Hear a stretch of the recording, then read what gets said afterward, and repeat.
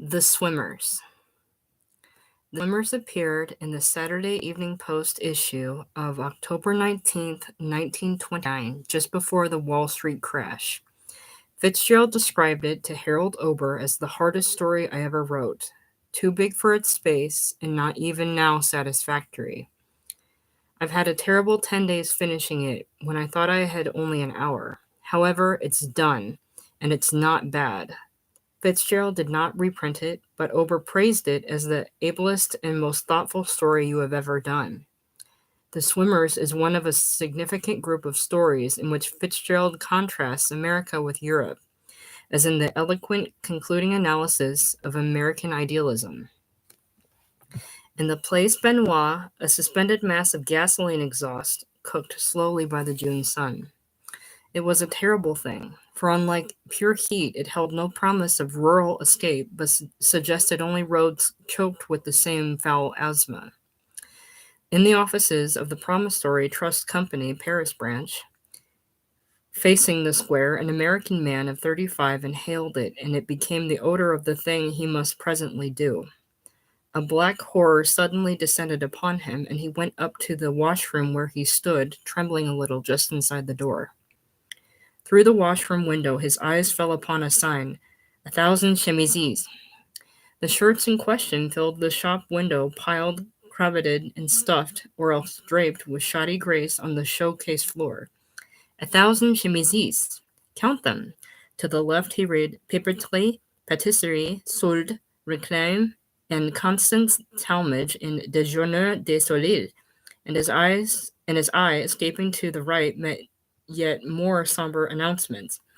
Vêtements ecclésiastiques, déclaration de décès, and pompe funèbre, life and death. Henry Marston's trembling became a shaking. It would be pleasant if this were the end and nothing more need be done, he thought, and with a certain hope he sat on a stool. But it is seldom really the end, and after a while, as he became too exhausted to care, the shaking stopped, and he was better. Going downstairs, looking as alert and self-possessed as any other officer of the bank, he spoke to two clients he knew, and set his face grimly toward noon. Well, Henry Clay Marston, a handsome old man, shook hands with him and took the chair beside his desk. Henry, I want to see you in regard to what we talked about the other night. How about lunch? In that green little place with all the trees. Not lunch, Judge Waterbury. I've got an engagement. I'll talk now, then, because I'm leaving this afternoon. What do these plutocrats give you for looking important around here? Henry Marston knew what was coming. 10,000 in certain expense money, he answered. How would you like to come back to Richmond at about double that? You've been over here 8 years and you don't know the opportunities you're missing. Why, both my boys. Henry listened appreciatively, but this morning he couldn't concentrate on the matter. He spoke vaguely about being able to live more comfortably in Paris and restrained himself from stating his frank opinion upon existence at home. Judge Waterbury beckoned to a tall, pale man who stood at the mail desk. This is Mr. Weiss, he said. Mr. Weiss is from downstate. He's a halfway partner of mine. Glad to meet you, sir. Mr. Weiss's voice was rather too deliberately southern. Understand the judge is making you a proposition. Yes, Henry answered briefly. He recognized and detested the type.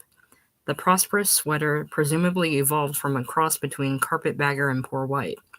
When Weiss moved away, the judge said almost apologetically, He's one of the richest men in the South, Henry. Then after a pause, come home, boy. I'll think it over, Judge. For a moment the gray and ruddy head seemed so kind. Then it faded back into something one-dimensional, machine-finished, blandly and bleakly un-European. Henry Marston respected that open kindness. In the bank he touched it with daily appreciation as the curator in a museum might touch a precious object removed in time and space. But there was no help in it for him. The questions which Henry Marston's life propounded could be answered only in France. His 7 generations of Virginia ancestors were definitely behind him every day at noon when he turned home. Home was a fine, high-ceiling apartment hewn from the palace of a Renaissance cardinal in the Rue Monsieur, the sort of thing Henry could not have afforded in America. Choupette, with something more than the rigid traditionalism of French bourgeois taste, had made it beautiful, and moved through gracefully with their children. She was a frail Latin blonde with fine large features and vividly sad French eyes that had first fascinated Henry in the Grenoble pension in 1918. The two boys took their looks from Henry, voted the handsomest man at the University of Virginia a few years before the war. Climbing the two broad flights of stairs, Henry stood panting a moment in the outside hall. It was quiet and cool here, and yet it was vaguely like the terrible thing that was going to happen. He heard a clock inside the apartment strike 1, and inserted his key in the door. The maid who had been in the Choupette's family for 30 years stood before him, her mouth open in the utterance of a truncated sigh. "Bonjour, Louise." "Monsieur." He threw his hat on a chair. But I thought Monsieur said on the phone he was going to tours for the children." "I changed my mind, Louise." He had taken a step forward, his last doubt melting away at the constricted terror in the woman's face. "Is Madame home?" Simultaneously, he perceived a man's hat and stick on the hall table, and for the first time in his life he heard silence. A loud singing silence, oppressive as heavy guns or thunder. Then, as the endless moment was broken by the maid's terrified little cry, he pushed through the portiere into the next room. An hour later, Dr. Dorocco de la Faculté de Médecine rang the apartment bell. Choupette Marston, her face a little drawn and rigid, answered the door. For a moment they went through the French forms, then, "My husband has been feeling unwell for some weeks," she said concisely. "Nevertheless, he did not complain in a way to make me uneasy. He has suddenly collapsed. He cannot articulate or move his limbs. All this, I must say, might have been precipitated by a certain indiscretion of mine. In all events, there was a violent scene, a discussion, and sometimes when he is agitated, my husband cannot comprehend well in French." "I will see him," said the doctor, thinking. "Some things are comprehended instantly in all languages." During the next 4 weeks, several people listened to strange speeches about 1,000 chemises, and heard how all the population of Paris was becoming etherized by cheap gasoline. There was a consulting psychiatrist not inclined to believe in any underlying mental trouble. There was a nurse from the American hospital, and there was Choupette, frightened, defiant, and after a fashion, deeply sorry. A month later, Henry awoke to this familiar room. Lit with a dimmed lamp, he found her sitting beside his bed and reached out for her hand. "I still love you," he said. "That's the odd thing." "Sleep, male cabbage." At all costs, he continued with a certain feeble irony. "You can count on me to adopt the continental attitude." "Please, you tear at my heart." When he was sitting up in bed, they were ostensibly close together again, closer than they had been for months. "Now you're going to have another holiday," said Henry to the two boys back from the country.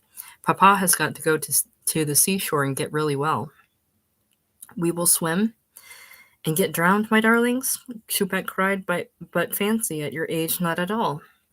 So at Saint-Jean-de-Luz they sat on the shore instead and watched the English and American and a few hardy French prisoners of l'Esport voyage between raft and diving tower, motorboat, and sand.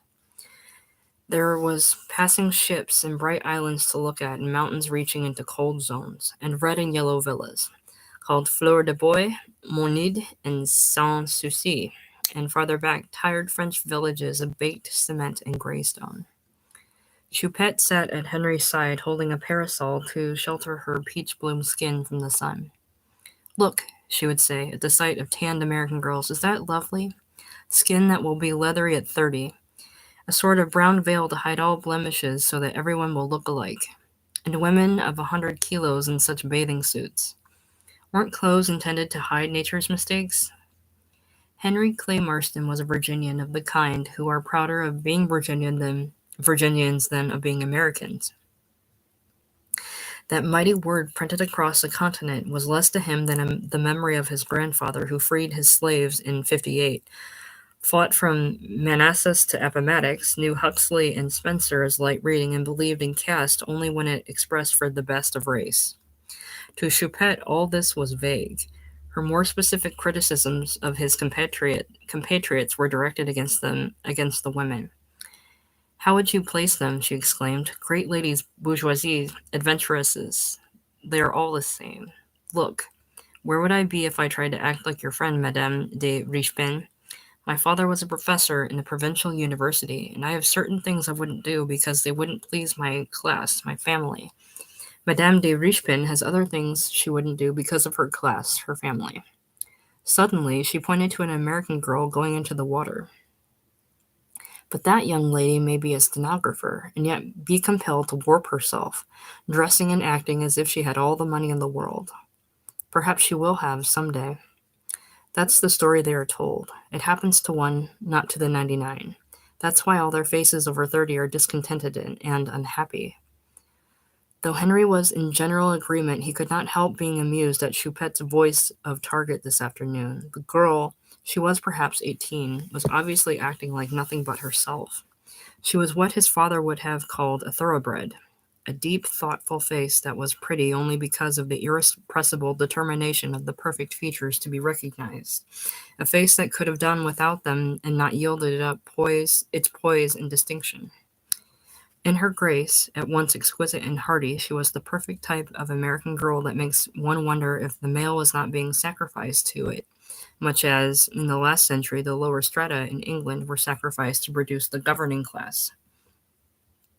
The two young men, coming out of the water as she went in, had large shoulders and empty faces.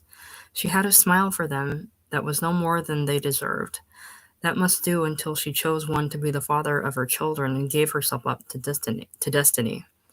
Until then, Henry Marston was glad about her as her arms, like flying fish, clipped the water in a crawl, as her body spread in a swan dive or doubled in a jackknife from the springboard, and her head appeared from the depth, jauntily flipping the damp hair away.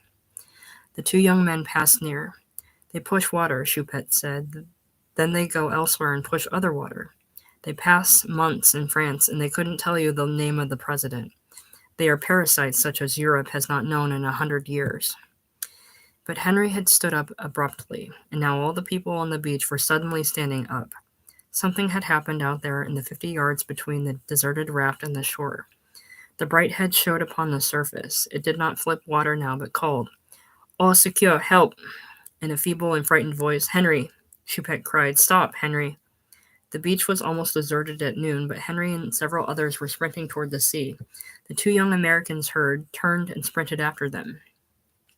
There was a frantic little time with half a dozen bobbing heads in the water. Choupette, still clinging to her parasol, but managing to wring her hands at the same time, ran up and down the beach, crying, "Henry! Henry!" Now there were more helping hands, and then two swelling groups around prostrate figures on the shore. The young fellow who pulled in the girl brought her around in a minute or so, but they had more trouble getting the water out of Henry, who had never learned to swim. This is the man who didn't know whether he could swim because he'd never tried. Henry got up from his sun chair, grinning. It was the next morning, and the saved girl had just appeared on the beach with her brother. She smiled back at Henry, brightly casual, appreciative rather than graceful. "At the very least, I owe it to you to teach you how," she said. "I'd like it. I decided that in the water yesterday just before I went down the 10th time. You can trust me. I'll never again eat chocolate ice cream before going in." As she went on into the water, Choupette asked, "How long do you think we'll stay here? After all, this life wearies one." "We'll stay till I can swim, and the boys too." "Very well. I saw a nice bathing suit in 2 shades of blue for 50 francs that I will buy you this afternoon." Feeling a little paunchy and unhealthily white, Henry, holding his sons hand by hand, took his body into the water. The breakers leaped at him, staggering him, while the boys yelled with ecstasy. The returning water curled threateningly around his feet as it hurried back to sea. Farther out he stood waist-deep with other intimidated souls, watching the people dive from the raft tower, hoping the girl would come to fulfill her promise, and somewhat embarrassed when she did. "I'll start with your eldest. You watch, then try it by yourself." He floundered in the water. It went into his nose and started a raw stinging. It blinded him. It lingered afterward in his ears, rattling back and forth like pebbles for hours. The sun discovered him, too, peeling long strips of parchment from his shoulders, blistering his back, so that he lay in a feverish agony for several nights. After a week, he swam painfully, pantingly, and not very far. The girl taught him a sort of crawl, for he saw that the breaststroke was an obsolete device that lingered on with the inept and the old. Choupette caught him regarding his tanned face in the mirror with a sort of fascination, and the youngest boy contracted some sort of mild skin infection in the sand that retired him from competition. But one day Henry battled his way desperately to the float and drew himself up on it with his last breath. That being settled, he told the girl when he could speak, I can have St. Jean tomorrow. I'm sorry. What will you do now? My brother and I are going to Antibes. They're swimming there all through October, then Florida. And swim? He asked with some amusement. Why, yes, we'll swim. Why do you swim? To get clean, she answered unsurprisingly. Clean from what? She frowned. I don't know why I said that, but it feels clean in the sea. Americans are too particular about that, he commented. How could anyone be? I mean, we've got too fastidious even to clean up our messes. I don't know. But tell me why you... He stopped himself in surprise. He had been about to ask her to explain a lot of other things, to say what was clean and unclean, what was worth knowing and what was only words, to open up a new gate to life. Looking for a last time into her eyes, full of cool secrets, he realized how much he was going to miss these mornings, without knowing whether it was the girl who interested him or what she represented of his ever-new, ever-changing country. All right, he told Choupette that night, we'll leave tomorrow. For Paris? For America. You mean I'm going to go too? And the children? Yes. But that's absurd, she protested. Last time it cost more than we spend in 6 months here. And then there were only 3 of us. Now that we've managed to get ahead at last, that's just it. I'm tired of getting ahead on your skimping and saving and going without dresses. I've got to make more money. American men are incomplete without money. You mean we'll stay? It's very possible. They looked at each other, and against her will, Choupette understood. For 8 years, by a process of ceaseless adaptation, he had lived her life, substituting for the moral confusion of his own country, the tradition, the wisdom, the sophistication of France. After that matter in Paris, it had seemed the bigger part to understand and to forgive, to cling to the home as something apart from the vagaries of love. Only now, glowing with a good health that he had not experienced for years, did he discover his true reaction. It had released him. For all his sense of loss, he possessed again the masculine self he had handed over to the keeping of a wise little provincial girl 8 years ago. She struggled on for a moment. You've got a good position, and we really have plenty of money. You know we can live cheaper here. The boys are growing up now, and I'm not sure I want to educate them in France. But that's all decided, she wailed. You admit yourself that education in America is superficial and full of silly fads. Do you want them to be like those 2 dummies on the beach? Perhaps I was thinking more of myself, Choupette. Men just out of college who brought their letters of credit into the bank 8 years ago travel about with $10,000 cars now. I didn't used to care. I used to tell myself that I had a better place to escape to just because we knew that lobster américain was really lobster américain. Perhaps I haven't that feeling anymore. She stiffened. If that's it, it's up to you. We'll make a new start. Choupette thought for a moment. Of course my sister can take over the apartment. Of course, he waxed enthusiastic, and there are sure to be things that'll tickle you.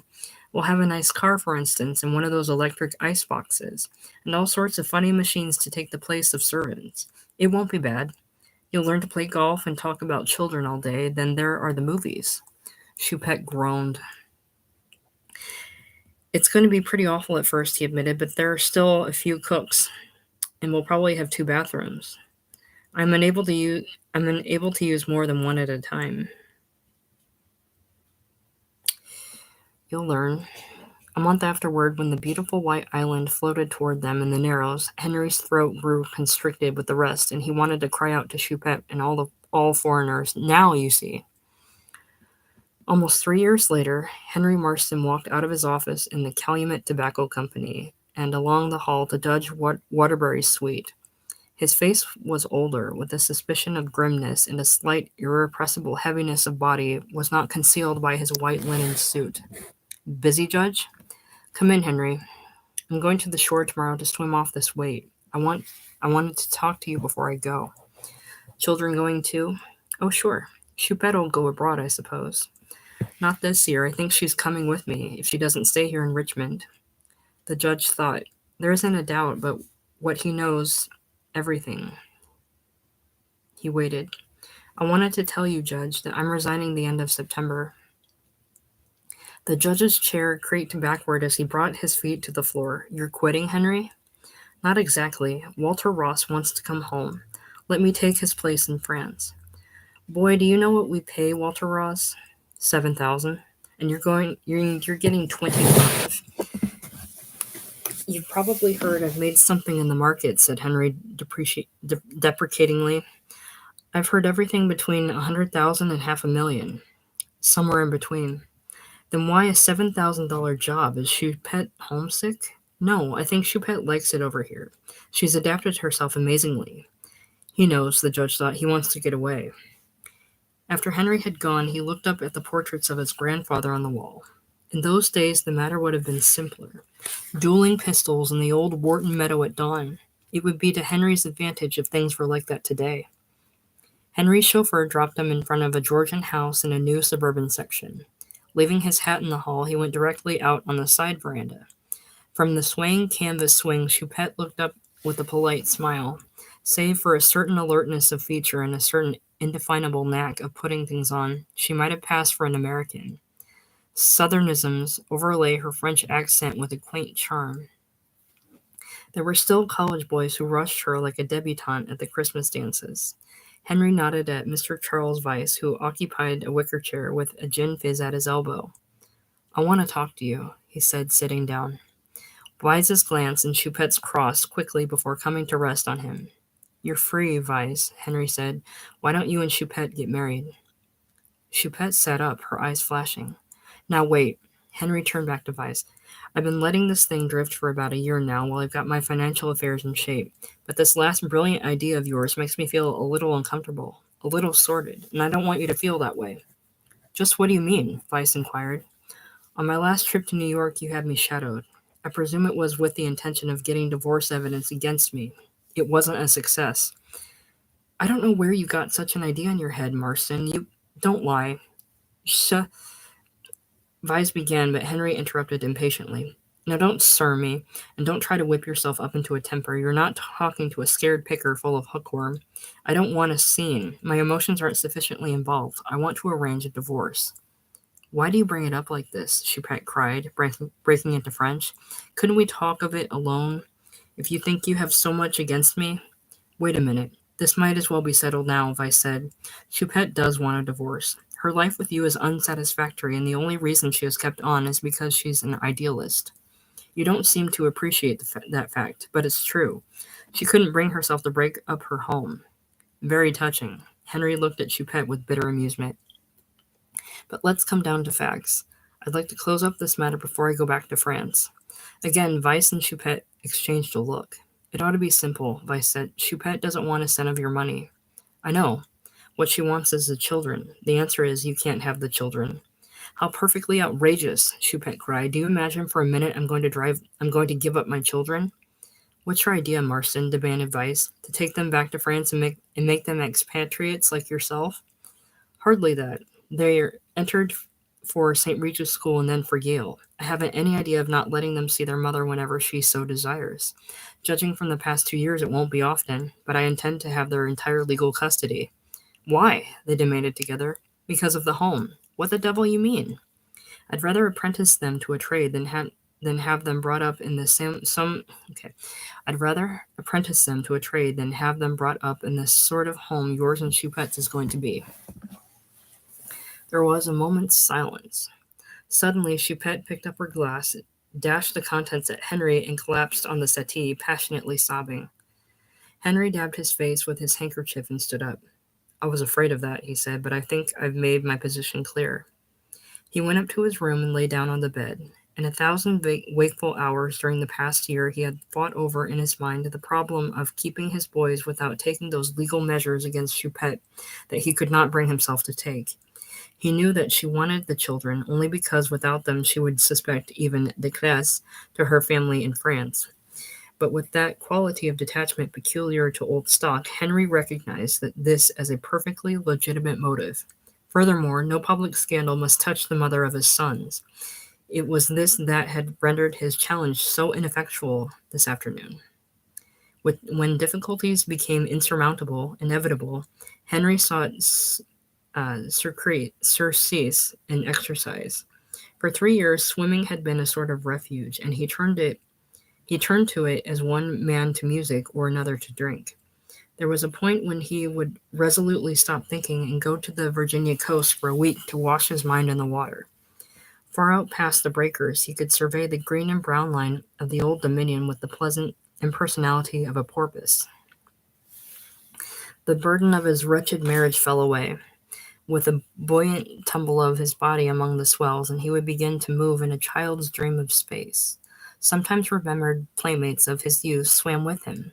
Sometimes, with his 2 sons beside him, he seemed to be setting off along the bright pathway to the moon. Americans, he liked to say, should be born with fins, and perhaps they were. Perhaps money was a form of fin. In England, property begot a strong place sense. But Americans, restless and with shallow roots, need fins and wings. There was even a recurrent idea in America about an education that would leave out history in the past, that should be a sort of equipment for aerial adventure, weighed down by none of the stowaways of inheritance or tradition. Thinking of this in the water the next afternoon brought Henry's mind to the children. He turned and at a slow trudgeon started back toward shore. Out of condition, he rested, panting at the raft, and glancing up, he saw familiar eyes. In a moment, he was talking with the girl he had tried to rescue 4 years ago. He was overjoyed. He had not realized how vividly he remembered her. She was a Virginian. He might have guessed it abroad, the laziness, the apparent casualness that masked an unfailing courtesy and attention. A good form devoid of forms was based on kindness and consideration. Hearing her name for the first time, he recognized it, an Eastern Shore name, good as his own. Lying in the sun, they talked like old friends, not about races and manners and the things that Henry brooded over Choupette, but rather as if they naturally agreed about those things. They talked about what they liked about themselves and about what was fun. She showed him a sitting down, standing up dive from the high springboard, and he emulated her inexpertly. That was fun. They talked about eating soft-shelled crabs, and she told him how, because of the curious acoustics of the water, one could lie here and be diverted by conversations on the hotel porch. They tried it and heard 2 ladies over their tea say, "Now at the Lido, now at Asbury Park. Oh, my dear, he just scratched and scratched all night. He just scratched and scratched. My dear at Deauville, scratched and scratched all night." After a while, the sea got to be that very blue color of 4 o'clock, and the girl told him now, at 19, she had been divorced from a Spaniard who locked her in the hotel suite when he went out at night. "It was one of those things," she said lightly, but speaking more cheerfully. "How's your beautiful wife? And the boys, did they learn to float? Why can't you all dine with me tonight?" "I'm afraid I won't be able to," he said, after a moment's hesitation. He must do nothing, however trivial, to furnish Choupette weapons, and with a feeling of disgust. It occurred to him that he was possibly being watched this afternoon. Nevertheless, he was glad of his caution when she unexpectedly arrived at the hotel for dinner that night. After the boys had gone to bed, they faced each other over coffee on the hotel veranda. "Will you kindly explain why I'm not entitled to half a share in my own children?" Choupette began. "It's not like you to be vindictive, Henry." It was hard for Henry to explain. He told her again that she could have the children when she wanted them, but that he must exercise entire control over them because of certain old-fashioned convictions. Watching her face grow harder, minute by minute, he saw there was no excuse, and broke off. She made a scornful sound. "I wanted to give you a chance to be reasonable before Charles arrives." Henry sat up. "Is he coming here this evening?" "Happily. I think perhaps your selfishness is going to have a jolt, Henry. You're not dealing with a woman now." When Vyse walked out on the porch an hour later, Henry saw that his pale lips were like chalk. There was a deep flush on his forehead and hard confidence in his eyes. He was cleared for action, and he wasted no time. "We've got something to say to each other, sir, and since I've got a motorboat here, perhaps that'd be the quietest place to say it." Henry nodded coolly. 5 minutes later, the three of them were headed out into Hampton Roads on the wide fairway of the moonlight. It was a tranquil evening, and half a mile from shore, Vice cut down the engine to a mild throbbing, so that they seemed to drift without will or direction through the bright water. His voice broke the stillness abruptly. Marston, I'm going to talk to you straight from the shoulder. I love Choupette, and I'm not apologizing for it. These things have happened before in this world. I guess you understand that. The only difficulty is this matter of the custody of Choupette's children. You seem determined to try and take them away from the mother that bore them and raised them. Vice's words became more clearly articulated, as if they came from a wilder mouth. But you left one thing out of your calculations, and that's me. Do you happen to realize that at this moment I'm one of the richest men in Virginia? I've heard as much. Well, money is power, Marston. I repeat, sir, money is power. I've heard that too. In fact, you're a bore, Vice. Even by the moon, Henry could see the crimson deepen on his brow. You'll hear it again, sir. Yesterday you took us by surprise, and I was unprepared for your brutality to Choupette. But this morning I received a letter from Paris that puts the matter in a new light. It is a statement by a specialist in mental diseases, declaring you to be of unsound mind and unfit to have the custody of children. The specialist is the one who attended you in your nervous breakdown 4 years ago. Henry laughed incredulously and looked at Choupette, half expecting her to laugh too, but she had turned her face away, breathing quickly through parted lips. Suddenly he realized that Vice was telling the truth, that by some extraordinary bribe he had obtained such a document and fully intended to use it. For a moment Henry reeled as if from a material blow. He listened to his own voice saying, "This is the most ridiculous thing I ever heard," and to Vice's answer, "They don't always tell people when they have mental troubles." Suddenly Henry wanted to laugh. In the terrible instant when he had wondered if there could be some shred of truth in the allegation passed, he turned to Choupette, but again she avoided his eyes. "How could you, Choupette?" "I want my children," she began, but Vice broke in quickly. "If you'd been halfway fair, Marston, we would have restored to this step. Are you trying to pretend you arranged this scurvy trick since yesterday afternoon?" "I believe in being prepared, but if you had been reasonable, in fact, if you will be reasonable, this opinion needn't be used." His voice became suddenly paternal, almost kind. "Be wise, Marston. On your side there's an obstinate prejudice. On mine there are $40 million. Don't fool yourself. Let me repeat, Marston, that money is power. You were abroad so long that perhaps you're inclined to forget that fact. Money made this country, built its great and glorious cities, created its industries, covered it with an ironwork of railroads. It's money that harnesses the forces of nature, creates the machine, and makes it go when money says go and stop when money says stop." As though interpreting this as a command, the engine gave forth a sudden hoarse sound and came to rest. What is it?" demanded Choupette. "It's nothing." Vice pressed the self-starter with his foot. "I repeat, Marston, that money, that the battery is dry. 1 minute while I spin the wheel." He spun it for the best part of 15 minutes while the boat meandered about in a placid little circle. "Choupette, open that drawer behind you and see if there isn't a rocket." A touch of panic had crept into her voice when she answered that there was no rocket. Vice eyed the shore tentatively. "There's no use in yelling. We must be half a mile out. We'll just have to wait here until someone comes along." "We won't wait here," Henry remarked. "Why not?" "We're moving toward the bay, can't you tell? We're moving out with the tide." "That's impossible," said Choupette sharply. "Look at those two lights on the shore, one passing the other now. Do you see?" "Do something," she wailed, and then, in a burst of French, "Ah, c'est improuvable. Ne sais pas qu'il y a quelque chose qu'on peut faire?" The tide was running fast now, and the boat was drifting down the roads with it toward the sea. The vague blots of two ships passed them, but at a distance, and there was no answer to their hail. Against the western sky a lighthouse blinked, but it was impossible to guess how near to it they would pass. "It looks as if all our difficulties would be solved for us," Henry said. "What difficulties?" Choupette demanded. "Do you mean that there's nothing to be done? Can you sit there and just float away like this?" "It may be easier on the children after all." He winced at Choupette, began to sob bitterly, but he said nothing. A ghostly idea was taking shape in his mind. "Look here, Marston, can you swim?" demanded Vice, frowning. "Yes, but Choupette can't." "I can't either. I didn't mean that. If you could swim in and get to a telephone, the Coast Guard would send people for us. Henry surveyed the dark receding shore. It's too far, he said. You can try, said Choupette. Henry shook his head. Too risky. Besides, there's an outside chance we'll be picked up. The lighthouse passed them, far to the left and out of earshot. Another one, the last, loomed up half a mile away. We might drift to France like that man Gerbault, Henry remarked, but then, of course, we'd be expatriates, and Weiss wouldn't like that. Would you, Weiss? Weiss, fussing frantically with the engine, looked up. See what you can do with this, he said.